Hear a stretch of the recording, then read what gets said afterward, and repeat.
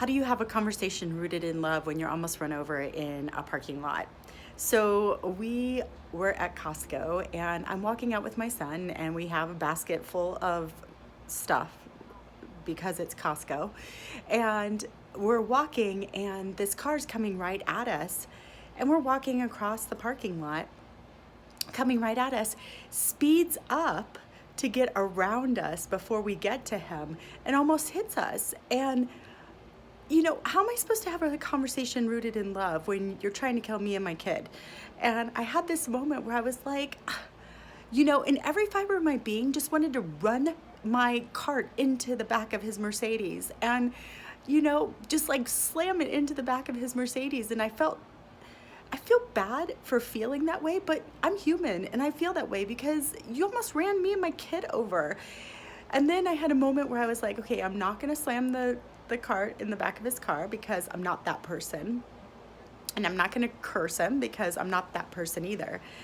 But I had a moment where I had to decide, am I going to sit here and be angry about this for the rest of the night? Am I going to show my son that when somebody does something stupid, that I have to be stupid in return, that I have to scream and yell at them? Or do I say, you know what? I don't know his circumstances. I don't know what's going on with him.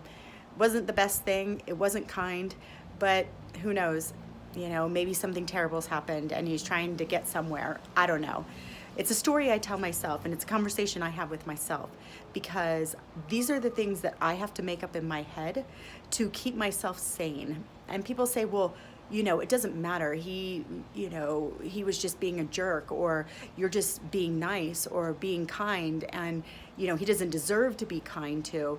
But he wasn't even really interested in me, obviously, or my kid.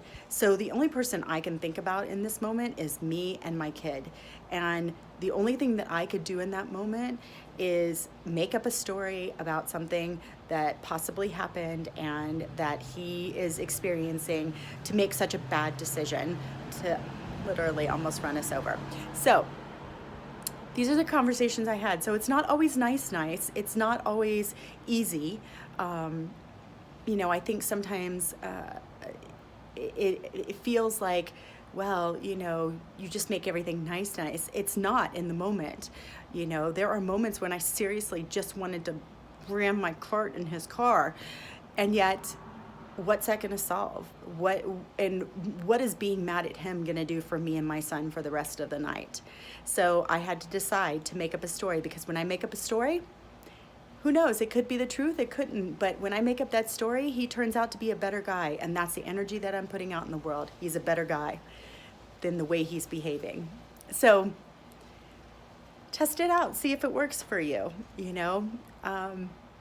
That's what I do. That's what I do to get through it when people are just being absolutely ridiculous. So I hope you have conversations rooted in love, and that if you feel like ramming your cart into the back of a car, stop and have a conversation with yourself and make up a story about whatever's happening, but have that moment for yourself so that you come back to peace, because he could care less about me.